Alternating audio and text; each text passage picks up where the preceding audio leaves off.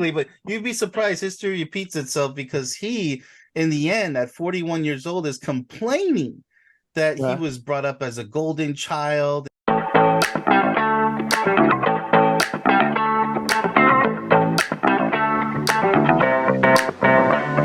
Welcome to Share.care, an all-inclusive community sharing experience, strength, and hope to create strong, healthy, and inspiring relationships.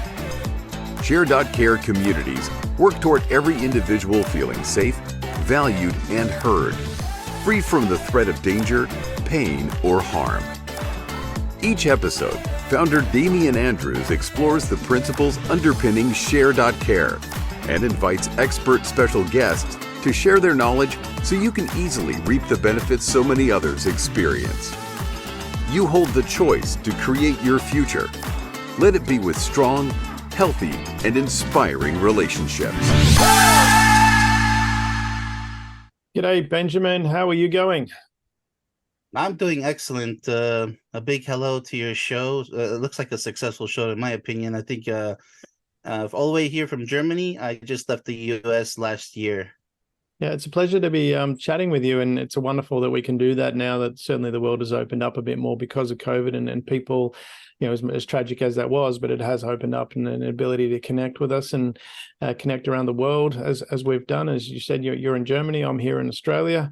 And for the audience, who we have is Benjamin Ramos, and he's a formerly deployed to Iraq and Afghanistan, and he's also the author of a book titled "Perfect Soulmates: Love Requires Perfection." And we're here talking about what is manly. We're trying to understand or find a framework for what is manly, because there's a lot of men and women, a lot of men and boys out there that are feeling lost, lonely, and not having a place in society. So Benjamin, from what you've seen, you've done a fair bit of research to write your book. You've obviously been out and around the world a fair bit, America, obviously been to Afghanistan and Iraq, and also too, you're living in Germany now. What have you seen from that perspective, more broadly, in the sense of men feeling more lost, lonely, and not useful in society? Oh my goodness, it's a drastic change to say the least. I'll just make it as quickly as possible. I was born in 82 in Madrid, Spain, grew up in Europe for a good 10 years, on and off from there, to Maryland, Florida, and then to Germany for the first time. And I just wound up back in Germany after being stationed in Texas in the Army. But I've been around the world, but it's a scary reality. What I don't want to say technology caused it. I just want to say how people are handling technology. It's not technology's fault as a double-edged sword. It's brought great, like you just said, it's a fantastic opportunity to be able to just connect like lightning from across the world. I mean, who would not be happy about it? But I noticed this eerie, men going their own way, just a lot of depression, a lot of isolation, apathetic behavior. They don't talk to each other anymore. If you notice, just go to the grocery store, take a look around you. How many people are talking and laughing? I hope around your communities they are, because around the communities I've been through, a lot of communities, people are quiet. People are stuck and glued to their iPhones. And, I hope they're happy, but it just doesn't sound like it. So It's what a do you think that's drastic caused? change. Yeah, what do you think? Is it the technology, or is it's something to do with it's a more convenient way? It makes it easier to interact with technology as opposed to a real person? Yes, before technology, because I was fortunate enough to be born in 82, so that was before the cell phones, radio and television. Not even color TV was barely a thing, so to speak. And so I think what's changed is we no longer look up to our elders for the answers. We just Google it. And Mhm. so now our elders are pretty much worthless to the youth, all these new generations. And it's sad. It's sad because you used to ask your parents questions, and it was already hard enough with kids not communicating with their parents in the black and white days. Now I you was going to fast say forward I to the didn't I didn't communicate too much with my parents, certainly in the teenage years. So exactly. But even in my days, the 90s, it's a huge change between 80s and 90s, and 90s and the 2000s. Once the year 2000 struck, it's like this world of depression with the war on terror, and like you said, COVID earlier. And I'm just saying, what happened? We're not this weak as humans, as humanity. we're stronger than this. What do you mean? Technology is not a bad thing, folks. What happened to our, we used to have camaraderie, talking to each other, strangers. Now everybody's fearful of strangers, and just say hi to each other. It's like, if somebody pulls out their camera and just starts filming nature, they're like, "What are you filming? Why are you filming?" And it's just so crazy. I think people have become fearful, and I guess the whole Rubik's Cube of it is they're not handling technology the way they should. Like people like you and I, we can handle it. We can be happy and have fun, but we know how to put it down. Because I watched one of your podcasts earlier and you guys were talking about technology and the effects of it. Absolutely. Know when to put it down. Teach your children when to put it down. That's where it starts, with the children nowadays. That's all we have, is to teach the children, because once they become adults, we're going to see the same behavior over and over. This apathetic, fearful, what is it called? When you're not an extrovert, you're introvert behavior. What do you think? You mentioned fear before. What do you think has caused that fear? Was it always there and it's just now manifested itself and we've got a release in technology, or what was it? Or is it something new? I believe it's your ability to blend in the older days. Nobody quite knew who you were, or maybe some people did, but you were able to blend in better. Nowadays, it's your profile, and if people don't like you, cancel culture, then they'll tear you down, even if it's offline. Bullies, there's a lot of bullying. Also, it's the same behavior as online behavior. They ridicule you. And now they can isolate you through social media. But even if you don't have social media, they'll still ridicule you and say, you're archaic, you're a freak, a nobody. Like say if you just use email and you don't use social media, they'll be like, well, nobody's interested in you. So it's just you're damned if you do, if you don't. Well, that's what I'm wondering from that perspective. Is it something about that we need to have? We need to be teaching boys and men that we just need to have an opinion, and sometimes some people are going to not like that. I mean, you look at some people, and for example, let's pull some random people, and I'm not pulling these because I'm a follower or anything, but I just know that they can be controversial. You look at Ben Shapiro, look at Donald Trump, as two things, and again, I'm not saying that their opinions are right. What I'm saying is that they've got an opinion that can be sometimes controversial, where some people get really upset with what they've got to say, but they just hold their own. Do we need to be encouraging people to just say, look, this is my opinion and I'm going to stand by that, regardless of what what someone else might think? Absolutely. You have to stick to your guns, be the black sheep in a world of white sheep. There's nothing racial there. It's just, if you're different amongst the crowd, you have to stick to your guns, because, I mean, if you fall to the rest, time will pass by. And then, if time passes by, you might have regret that, hey, why didn't I stick to my guns? Because now I believe more in what I used to believe more now than ever as you grow up. Or you may change opinions. That can happen too. Mm-hmm. But for the most part, it's important to be yourself in a world where they expect you to easily bow down to everybody else's opinion and just be another one of the flock. And from that perspective, I mean, what do you think stops people from doing that? Because if you look at it from a marketing perspective, being unique is a wonderful marketing tool. You want to be unique because that stands out, and marketing is all about that. When you look at brand identity, for example, McDonald's go to a great deal of length to make their brand unique.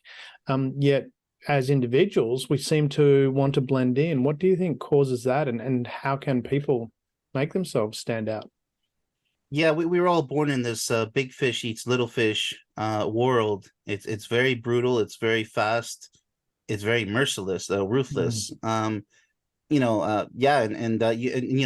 rich people say, you have to be in debt in order to become rich. You have to face that fear and trust in yourself, trust in your brand, and hopefully you'll succeed. But some people, for example, they start the YouTube channels, and it's not like till a couple of years or 3 years later, wow, it starts to explode, or maybe it's catching track all of a sudden. And you just have to have that faith and hope in yourself, even when you're I've been in my own echo chamber, for example, and then eventually people start catching on.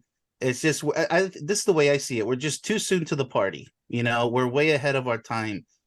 Those who start brilliant campaigns like that, like sort of like the McDonald's thing, You know, you have to follow through and see what happens if you're all in. If you're not all in, yeah, then expect mediocre results. Yeah. And from that perspective, I mean, you mentioned it's a brutal world out there, and, you know, I'm implying dog eat dog, that kind of thing. I wonder about that, because if you look at any time there's a disaster or something like that happens, and even, you know, when it doesn't have to be a major disaster, there might be an accident or something, how many people come and run to help? Which is, it's a massive amount of people that do that. Is it really a dog eat dog world, or is it that we've just got so sensationalized by the news and we're seeing a very small part of it? Because, as they say, when it bleeds, it leads. But there's so many other feel-good stories out there that don't make the headlines. Do you think we've got, because media is so prevalent now, we've got a distorted view of what the world is like? Right. It always has been. If you remember back, it's always just the bad news is always the front news. Yeah. Nobody wants to know about the cat being saved from the tree in front of somebody's backyard.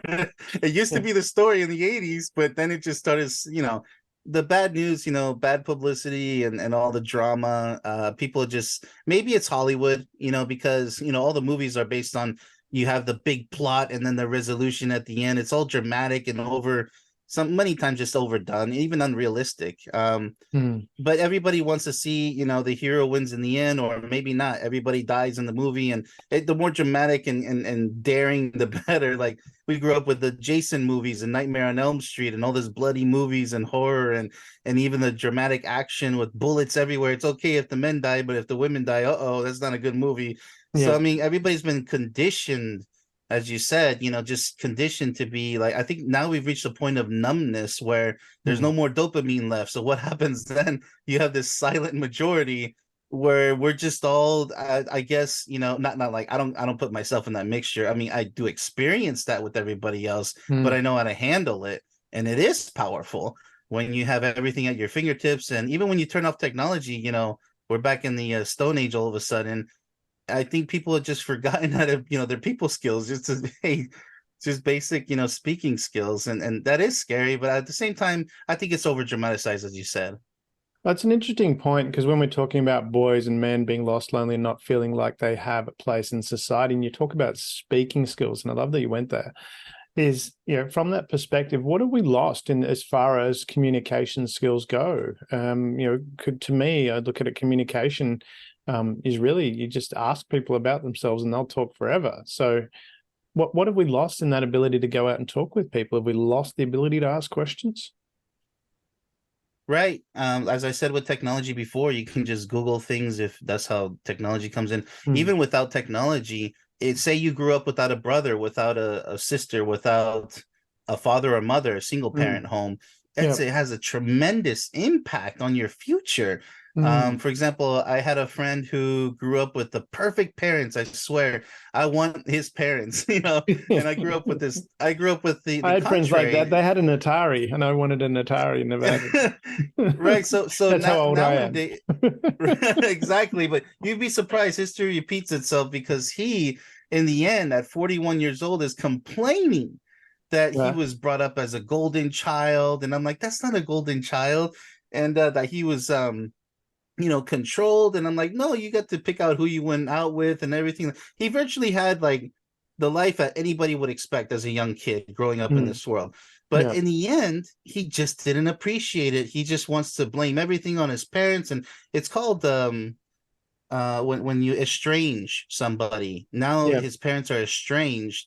And the parents, I know his parents, and I just feel so sorry for their case, because I'm like, why? I even knew him, and I'm like, why did you do this? Like, you had the perfect life. And so in the end, it just comes down to, he's upset with his parents, is he? Because he had this great life growing up. Right. And so he wanted challenges. He wanted them to be more harder on him, like everybody else. And I'm like, no. I'm like, so he's complaining that his parents didn't restrict him more. Is that right? Right. And this happens also with rich folks also. So I guess some, but where they're born with the platinum spoon in their mouth, and they complain later that, you know, it's like the Batman Begins story. He goes out to learn how to become a criminal in the harsh life, and you know, well, Bruce Wayne doesn't know what to do, right? I mean, he has no purpose. And so that's what we're coming down to. Like, what is your calling in your life? Because if you don't feel like you're here for a reason, there's suicide, there's depression. It doesn't matter if you're rich or poor. It's going to eat you alive. I love that. You just mentioned purpose there. From what I've seen, because I've dealt with a lot of people, and there's a lot of younger people that have a purpose and they're very driven. They're doing fantastic work. It's quite amazing. And there's older people that aren't as well. But when we talk about boys and men, that purpose, is it, you know what your purpose is, or is it a case of just go out there and try different stuff and see what works? Right. Even if you just have an idea, like maybe this is my calling in life, or maybe you don't believe in calling in life. Maybe just I'm going to do this because I'm good at it. Well, there's a start. For example, I feel like this is my calling, and hey, the fame isn't there yet, but I'm not looking for fame. That's why I'm looking for helping people. And that starts as a slow process in the beginning, but hopefully I'll gain traction and start to help people, see that hey, this is a very beautiful part in life when you finally fall in love with someone and you really do believe that you're soulmates, that you were meant for each other. It's more than just coincidence. And I just want to share that experience with everybody else, that yes, you can find your perfect soulmate. I say perfect because there's no doubts. You know that this is your perfect soulmate now and forever. And it does exist. Love, I believe love is the most powerful power in this world, but so is evil. Evil is just as strong as love, but I believe in the end love wins, but that's up to us to maintain that ratio there. It's a constant arm wrestle in this life between love and evil. So from that perspective about having a purpose, how did you know that because you wrote the book that you wrote and you're on the quest that you're on, how did you know that was your quest to do, your purpose? Well, it started off as a dare because, I started preaching after the army. I started preaching about love so much because I value my own life. I could have got blown up in Iraq and Afghanistan, but here I am in one piece, squeaky clean. And, I asked myself, well, then what do I really want to do? Do I want to work for somebody else and help them get rich? Or do I want to work for myself and just make a decent living, be happy? I want to do what makes me happy. So, my friend, she says, you speak about love so much. Why don't you just write a book? And then it just stuck in my head. I said, you know what? Maybe I will. And I was scared to write the book because I'm like, I never wrote a book before. I'm not an author, but hey, I got my bachelor's degree. I know how to write. And so every single word in my book turned out it was an extraordinary experience. It was from the morning to the night, every day, weekends included. It became my passion, my philosophy. It just kept getting stronger and stronger. Every single page that I wrote, it was just that much better. And then all this heavy editing in the beginning just to get on the right track, the precise track. It's gold. It's gold in my opinion. I know a lot of authors, they say I'm the best author. I'm not here saying I'm the best at anything. I'm just saying I believe in my book so much with my life and soul. If I was to die tomorrow, this is what I want people to have to remember me by. This is literally gold. And I hope it does become a bestseller one day. Even if it's posthumously, but this is my gift back to the world of what I've learned. And so that's how I knew that this is my purpose. It's like, I can't stop, that's why I created an online course version of it. And I can go from there, from another course, and so forth, depending on what people are demanding. That's cool. So it was a dare where you're talking about it a lot. Is that, from that perspective of, serving in the military and seeing what you saw there, did that help give you that perspective of why this is important? Yeah, absolutely. Like I said a little bit before, like you value your life so much more when you're in danger. And it's like a close call in your life. Maybe you fell down a couple of stories, but you hit a couple mattresses. It's just like, why were those there? Oh, we put them out to throw them away the next day. Yeah, but that just broke my fall from falling from the roof of the house, for example, and to save my life. I've seen babies where they're gonna hit their head first on concrete, but somebody's foot was there to cushion the blow, with some shoes on. So at least they don't have to go to the emergency room. They're gonna be hurting for the couple of days, but it's that sort of thing where you tend to value your life, and you can't ask everybody to go to the war zone, to go to an extreme situation, potential PTSD moment. You just have to ask them to really just try your best to see if you haven't had a real life appreciating moment like I've had. Having been to the fronts, I saw how fragile life is. I saw how, we have all this technology in the world's greatest military, but in the end, these guys can actually kill us at any time. It's just classic guerrilla warfare.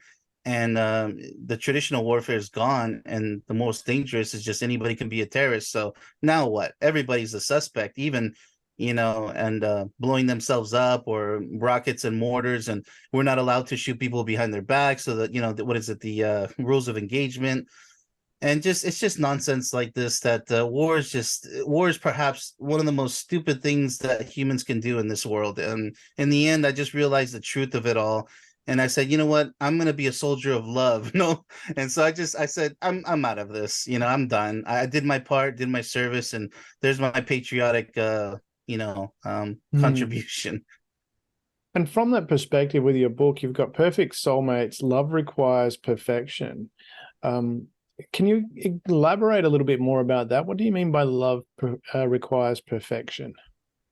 Right. So everybody has their perfect dream, oh, I want this woman who can do this and that.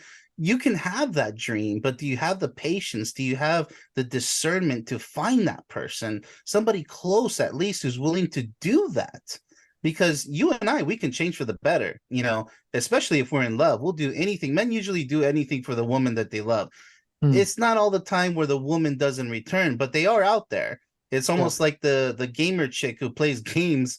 In my day, in the 80s and 90s, that was extremely rare. That's gold right there, because we were addicted to video games. If you found a gamer chick, everybody wants her as a wife, because they do like what men would dream of. Wow, she can play games with you and understand you, and why this game is so fun. That it's not a stupid video game. Go and wash the dishes. Like, I don't mind doing dishes, laundry, cleaning floors. That should be a mutual effort, in my opinion. But as far as cooking, like, women generally take the hat with that one. But there are great male cooks out there. But just in my opinion, like, people need to see life and love in a different perspective, and that's why I created this book and the online course version for those who are in a hurry, the fast food lane in life. And hopefully they get the point.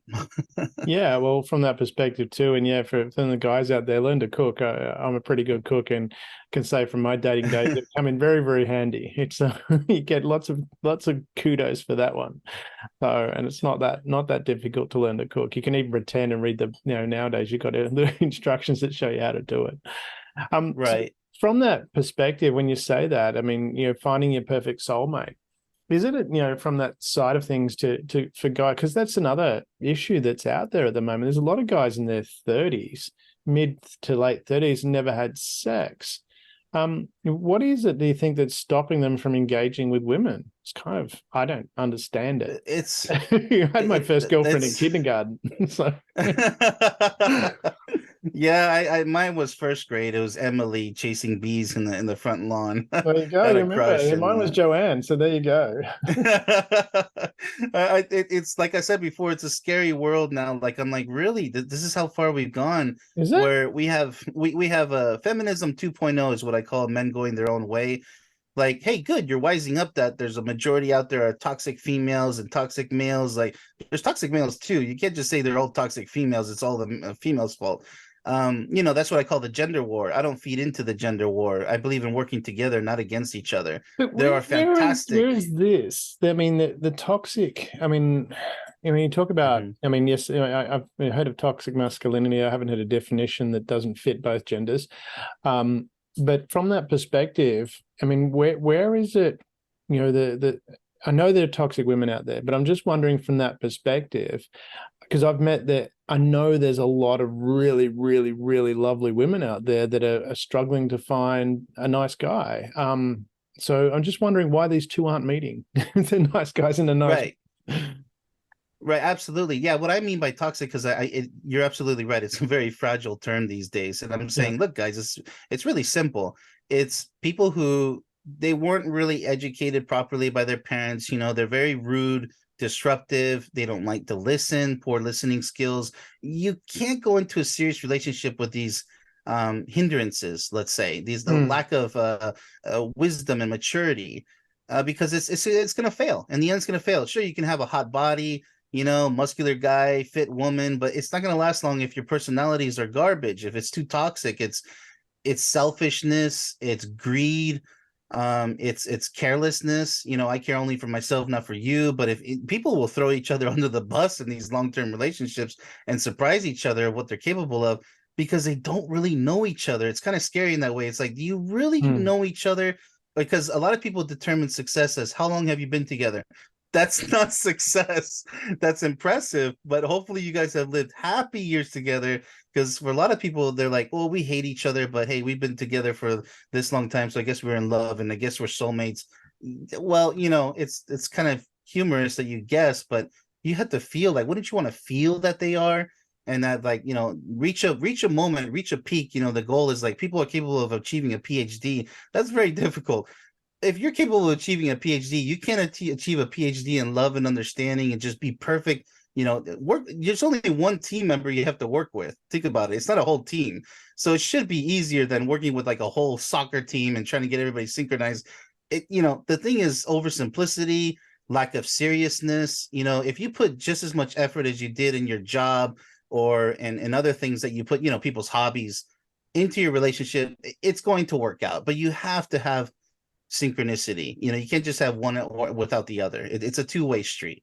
Yeah, and if I'm heard you correctly from the beginning of that part of the conversation, you talked about the toxic femininity that's out there, and I get that there is some of that out there, but where is it that people are looking at? I'm really curious from this perspective, because said from from what I've seen when I was out there dating, there were tons of really amazing women. They were intelligent, they were kind, they looked after their body, they liked sex, and there's were lots of them out there. Now they weren't hanging out at nightclubs, but I'm just wondering, where is it, when you talk about, the guys that are not wanting to get out there because of all these toxic women, where are they meeting them? And I'm just curious from that perspective as to how can you have an experience like that, and think that's the majority of what's out there? Yeah, absolutely. It's two things, I believe. Lowered expectations, because they want the perfect scenario right away with anybody. They don't want to have to go through the hassle of, maybe, oh great, here's another person who's not perfect for me. But if they've played video games, they've died enough times and hit respawn to know that you get another go. Right. right. And Using that analogy. Yeah, exactly. Not when I played video games, you had 3 lives and you had to start from the beginning. Exactly. The further did back that for my son. He played Atari with us, and he's like, "What? 3 lives? You got to start again? What?" Yeah, it's horrendous. Like, in some cases, the further back in history you go, the worse it gets. So we have now freedoms now more than ever. I agree with that. Like, people don't understand what real struggle is these days. Yeah. But I encourage people to go out as friends first. Don't just try to like target somebody and say, "Oh, she's hot. I want her forever." It's like, you don't even know what she's like personality wise. Can you just start by saying, "Hi, my name is..." People just get way ahead of themselves, and then they get depressed if it doesn't happen. I'm like, that was just your first try. What are you doing hanging in the hat so early? The men before you back in the past, like, they would not stop. They would continue till they found the one. And it's just that. I mean, because I think in one of my podcasts we talked about the guy that I was in the army with, Shane, and he was always dating these amazing women. They were intelligent, they were beautiful, they were kind, and he was he was a good looking guy, but in my opinion, he wasn't that bright. So we're wondering how he did that. But when I asked him, and he said, "Damien," and he turned his wise, because I asked him, I said, "Shane, you're not that bright. How are you dating all these women?" I actually said that. And he didn't even flinch at the "you're not that bright" comment. He just turned to me and put his arm around my shoulder and said, "Damien, what you don't see is I ask a lot of women. Most of them say no. You just see the ones that say yes." And that's where you're coming from, isn't it? That you just need to be out there, and yeah, you're going to get some no's. Big deal. Just keep asking. Yeah, exactly. And some men, where I believe they're, a little bit toxic, but whatever. They are right. The ratios, if you keep asking, say for instance, you go up to a woman in a club, not to be, rude or anything, but it is true what they say, unfortunately or fortunately, depends who you are. They say, hey, you want to have sex? And you might get slapped in the face. You go up to the next one. Hey, you want to have eventually one of them's going to just say yes, right? If that's the life Yeah. you want. Yeah, well, there's that it's component just, too. And it's like, from that perspective, I mean, that can be fun, but it's unlikely that you're going to meet someone who's going to be a good partner in that scenario. Exactly. That's what I'm all about. I'm like, if that's what you want, sure, have fun, but this is it's a dead end in the future. I highly recommend you focus on other things like long term, because then you could have each other forever, and you could have like 20 women in one if she's that talented. Who knows? I consider myself 5 in 1, because I'm this type of guy, I'm that type of guy, I'm a all around good guy, I believe. And am I the best guy ever? I don't know. That's up to for someone else to judge. But I mean, I know that I'm happy, and if I'm happy and she's happy, then genuinely happy, by the way, not pretending, because that's another big problem people have. They put on this mask every day saying I'm happy. It doesn't quite look like it, but if you say so, I just smiles, they prove everything, so genuine smiles. So and how can you tell, yeah. from somebody you're meeting, when we're talking about the toxicity? Are there ways? I mean, an example would be, and I've done this, where I was meeting someone for coffee, and then I said I had a meeting on, and it was at this time, and then as they were turning up, I was in the meeting on the phone. And, I just said, just a minute, this is going to go a little bit longer. Do you mind waiting a little bit, and just see what their reaction was? And then I'd have the meeting and it'd go, a little bit 10 minutes longer than expected, sort of thing. And, sit there and kind of be with them, but not, just finishing that meeting, acknowledging that they're there, and just see what their response is. And if they get all huffy, then we go, well, okay, this is a good indication that they're probably going to get worse later on, because people are usually on their best behavior when you first meet them. That's the best you're going to get. It goes downhill from there. You find out all these little things that, women do fart in bed, that kind of thing.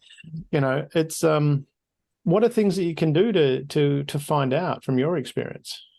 It's exactly as you just said. You can play the mind games with them too, but I never played games. I just no, I'm not talking about playing games and being deliberately manipulative, but I'm just what ways can you test to see whether this person's character is good? Oh, no offense meant at all. Like, I know exactly what you mean, but I'm just saying people do play mind games, by the way. Like psychological tests and stuff.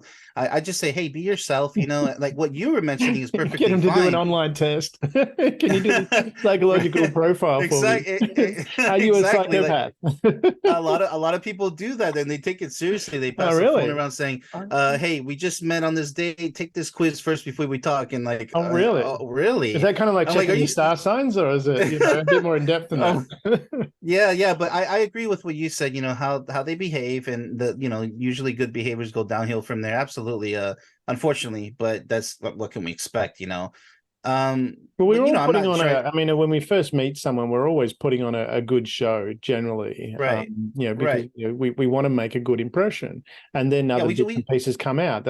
That's just human nature. Although you get to a certain age, after my first marriage, and when I was out dating a second time, I just didn't care. It was like, I'm being me, and if you don't like me, that's just tough luck. And it's amazing that people say, you got these little quirks, but I like them. See, that's exactly what's so sensitive is, like, say your first marriage wasn't a success, so you're on to the maybe second one. I don't know, you're considering somebody. You have to be, like you said, more picky, more specific, because otherwise it's not going to make you happy, that type of personality. But at the same time, we can't overdo it, because I mean, the chances of finding someone who's that much better, but maybe now there's red flags in a completely different area where this one has green flags. What is it? The grass is greener on the other side effect. Maybe the next one you meet is not so pretty, but she has green flags and the things that you're expecting personality wise. But, maybe the previous one you could have worked with, it's all about what I believe is changing for the better. If you have a person who's like, you know what? Yeah, it's not that important to me. Hey, let's do this because it works for both of us, not compromise, because compromise means you really do believe in what you left behind. You're sacrificing, because those relationships, and tragically as well, when you compromise too much, you're not getting what you want, and that's not fair, because you should be a little selfish. You should get what you want. Life is too short not to, and there's too many people to meet. Like, why not be a little bit more selfish? So, and what I mean by selfish is, focus on a person who knows what they want. Say if you have two people who know what they want, man and woman, and then they say, you know what, let's make this work. It's mutual effort, right? We're taking responsibility for ourselves to make this work. You and I, not you individually and I individually, you and I as a team. It's got to be teamwork, because otherwise it's not going to work. If she says, I don't like doing that sexually, well, but this is my fantasy. That's going to be a time bomb in the future, a ticking time bomb, because in the end, he's going to be like, maybe go with the prostitute, maybe have an affair. That temptation is going to be there. Or just break up and say, you know what, I'm sorry, but I've waited too long for you to change for the better because I really want this. And you just say no. And it's just like, well, how can you love me if you're not willing to change for me? Because, hey, I can do anything for you. It's not going to work. And, people, they have a hard time with it. They just settle like lowered expectations. It's horrible. Don't do that. Do not do that. I love what you just said, because I haven't heard many people say that, but about not compromising, because it's something that I'm a big advocate of, that if you're very clear about what you want and you find someone who else is very clear about what you want, and you both mutually get along, and as you said, go out and get to know each other first. If you find out that he actually, you getting what you want and she getting what she wants actually overlaps, so you're both getting what you want, you don't have to compromise. Right, exactly. Like, why not? Like, why are we compromising so much nowadays? Like, it's not that hard. You know what that means is that they're not willing to change for you. And what is that going to tell you in the future when you have kids? Well, if you marry the right person, why do that even need to change? Because you're already, fit together. Right. It's just, there's so many, for example, mainly written by women, unfortunately, in the 90s especially, they're saying, don't allow your guy to change you, be who you want to. And I'm like, wait a minute. We're not necessarily asking them to change. We're asking them, where's the feminine part of you? Because this is all authoritarian. You want to be more like a man thing. Like, this is again, and now we're in the 2000s. We're seeing it. Well, the effects of the 90s, all those books and preaches, and now we have all this advice to where be more like a man in charge. And I'm like, you're destroying the nuclear family. Now you're going to teach the kids all this crooked nonsense, and it's not going to work. It worked for a reason in the past, and it wasn't even perfect in the past, but at least it worked, and we're supposed to do better.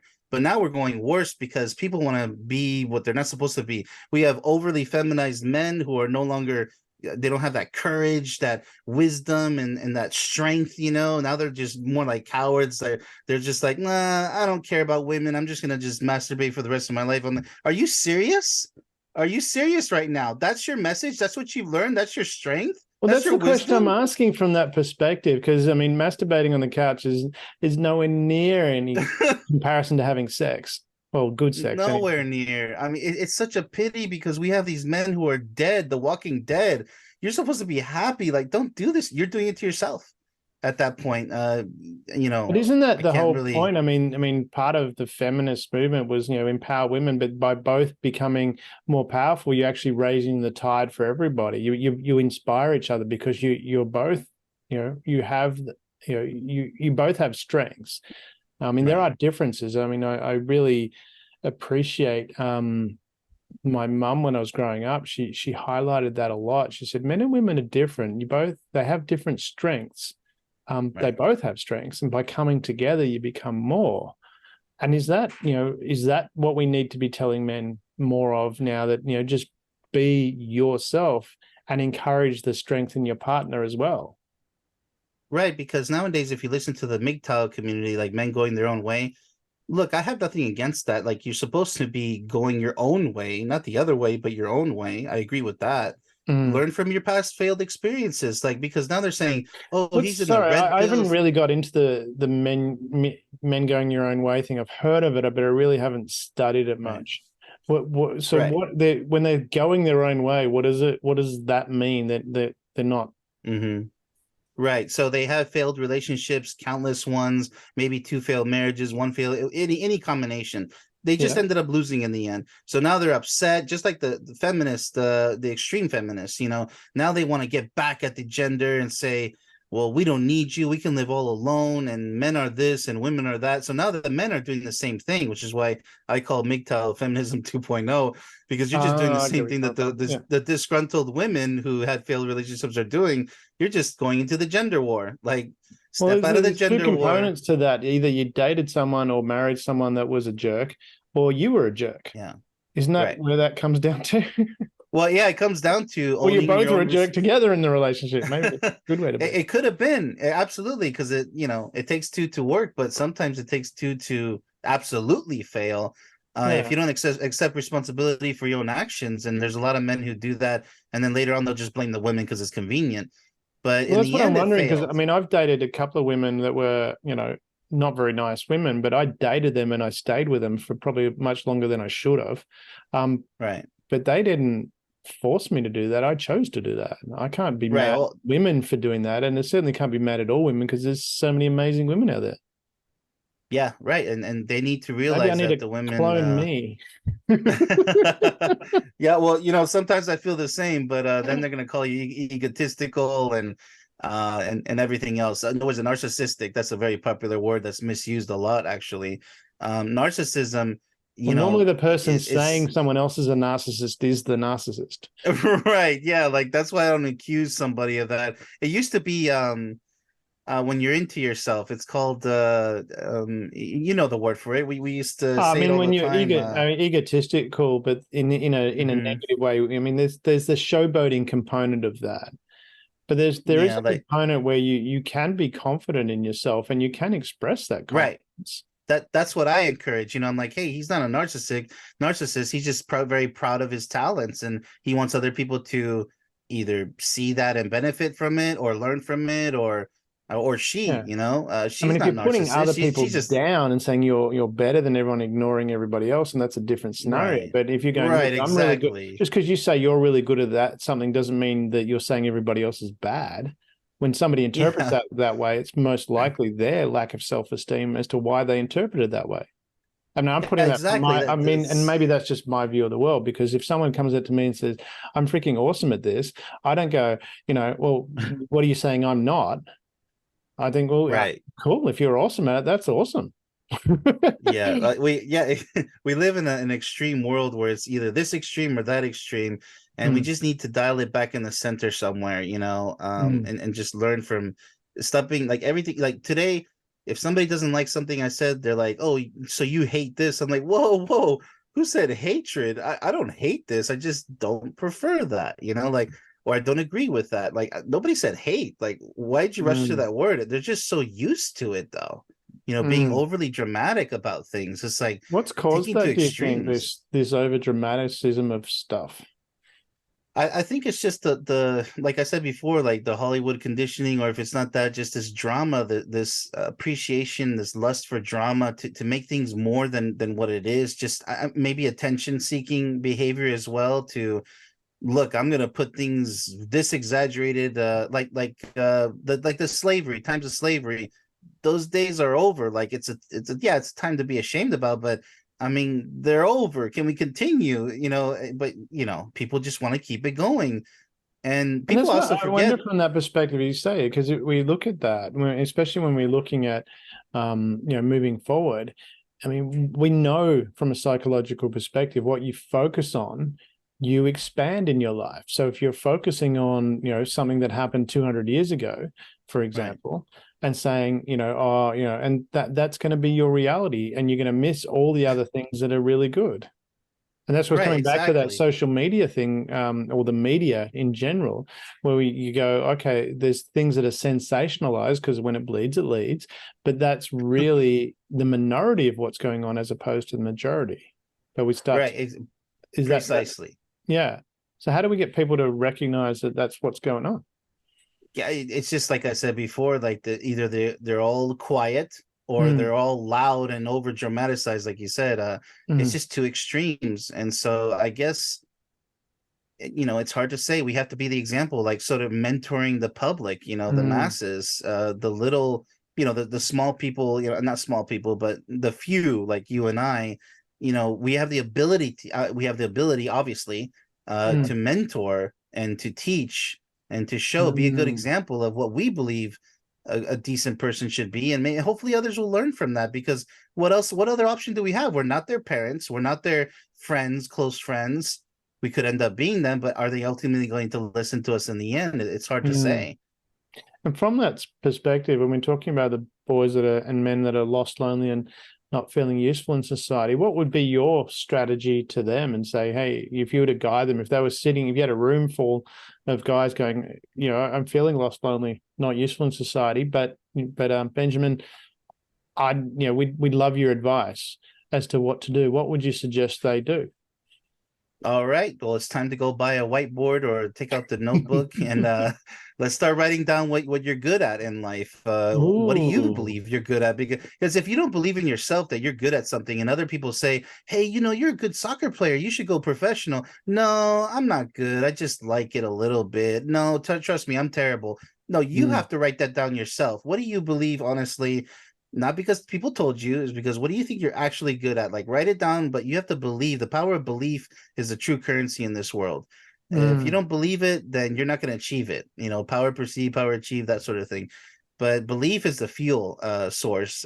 So you ask them to write down, even if you like your complexion, do you like the way you look, or you think you're ugly, whatever. Write down the negative and the positive, and let's work with what we got, because if you don't believe in yourself, we're not going anywhere. Yeah. How do you get someone who doesn't believe and say, well, I don't believe in myself? What can I do to believe in myself? It's just a shot in the dark. I've worked with people, for instance, with the masturbation addiction, pornography addiction. They say, I'm nobody, I'm horrible, I'm a failure.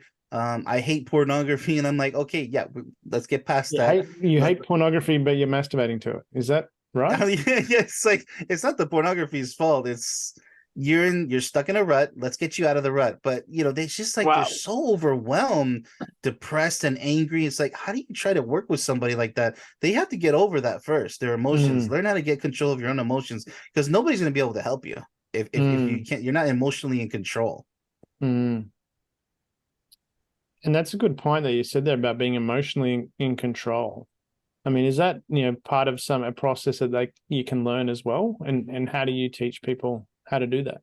Which is I can try to teach, but honestly, like I said before, if they're not willing to participate, if they're going to stick to their old ways and not change for the better. Yeah, but we're operating from that. But let's assume that they've said, okay, Benjamin, I need to learn some emotional self-control. How do I do that?